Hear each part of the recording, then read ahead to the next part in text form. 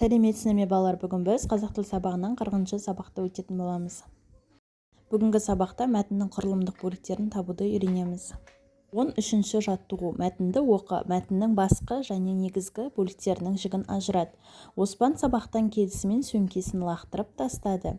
Үстел үстінде тұрған тамақты апыл-ғұпыл ішіп ойнауға кетті.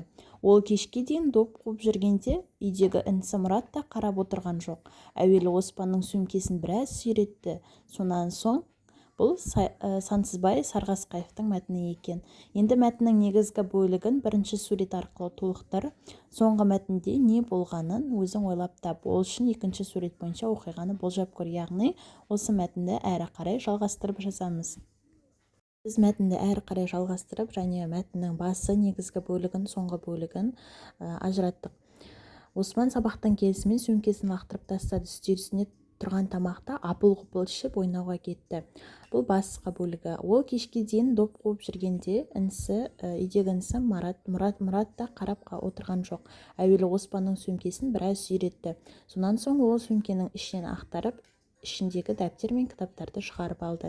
Бір дәптерді ашып, ішіне сурет сала бастады, бірақ абайсызда Оспанның таза беттерін шималап тастады. Бұл негізгі бөлігі. Соңғы бөлігі. Кешке Оспан үйге келіп сөмкесін көріп ашуланды. Дәптерінің бүлгенін көріп Мұратқа ренжіді, бірақ анасы келіп: «Оспан, сен де кінәлісің, сөмкеңді шашып тастамай жинап қоюың керек еді», деді. Оспан қатесін түсінді. Ол енді сабақтан келген соң сөмкесін әрдайым орнына қоюға уәде берді. 14-ші жаттығу. Оқы. Порталасымен мақалдың мәнін талқыла және мақалды көшіріп жаз, өз-өзіңді тексер. Жақсыдан үйрен, жаманнан жирен. Бұл мақалдың жалпы мағынасы: бұл мақал адамды тәрбиелі, ізгілікті болуға шақырады. Яғни жақсы адамның жақсы ісінен үлгі алып үйрену керек, ал жаман адамның теріс мінезінен аулақ болу қажет дегенді білдіреді. Мысалы, егер бір бала үнемі сыпайы сөйлеп, үлкенге құрмет көрсетсе, ол ісінен үйрену керек. Ал егер біреу дөрекі сөйлеп, жалқау болса, оның қылығынан жиіркену керек. 15-ші жаттығу. Суретке қара, мәтінді оқы. Ербол бүгін жарыста болып сабаққа бармай қалды. Кешкісін Жантастың үйіне барып, үйге берген тапсырманы сұрады. Ол көшіріп алуға дәптерін берді. Сол кезде Жантастың үйіне Айдар келіп қалды. Ол Ерболдың асығыс көшіріп жатқанын көріп: «Сен осы текке көшірме. Мен саған есептің шығару жолын түсіндірейін, сонан соң өзің де үйреніп аласың», деді. Ербол досының сөзін мақұлдап, оған ризашылығын білдірді.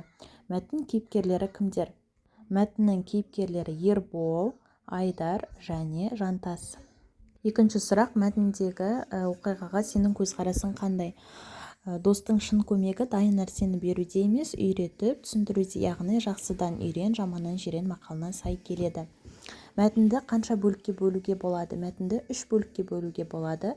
Суретте қай бөлік үшін берілген, тағы қандай сурет салуға болады? Бұл жерде мәтіннің негізгі бөлігі және соңы берілген.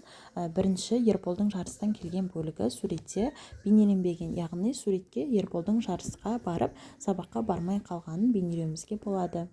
Мәтіннің соңғы бөлігін көшіріп жаз. Мәтіннің соңғы бөлігі: Ербол досының сөзін мақұлдап, оған ризашылығын білдірді. 16-ші жаттығу. Оқы. Мәтін неше бөліктен тұрады? Аяқталмай қалған бөлігі қайсысы? Арнұрдың не деп айтқан жалғастырып көр. Сыныпта бір-бірімен өзара сынға түсіп көріңдер. Басыңғы бөлігі: біздің Айша апай тәрбие сағаттарын қызықты өткізеді. Бірде ол келесі тәрбие сағатына өзара сынға түсетінімізді хабарлады. Өзара сынға әрбір сынаушы досының әуелі жақсы жағын, сонан соң кемшілігін дәлелдеп айту қажет екенін ескертті. Негізгі бөлігі: Серік Арнұрмен өзара сын айтысына түсті. Айтысты Серік бастады. «Досым Арнұр, мен сенің әдептілігіңмен кішіпейілдігіңді үлгі тұтамын. Дегенмен сенің жеңе алмай жүрген кемшілігің бар. Ол жалқаулық. Сен жалқау болмасаң, үштік бағаларың болмас еді». Бұл негізгі бөлігі. Бұл мәтін толығымен аяқталмаған, яғни соңғы қорытынды бөлігі жоқ. Бұл мәтінді Арнұр деп басталады, әрі қарай аяқтауымыз қажет.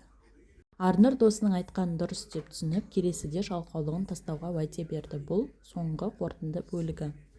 Мен балалар, бүгінгі сабағымыз аяқталды. Келесі сабақты көру үшін менің каналыма тіркеліп, пікір жазып, лайк басып кетеміз.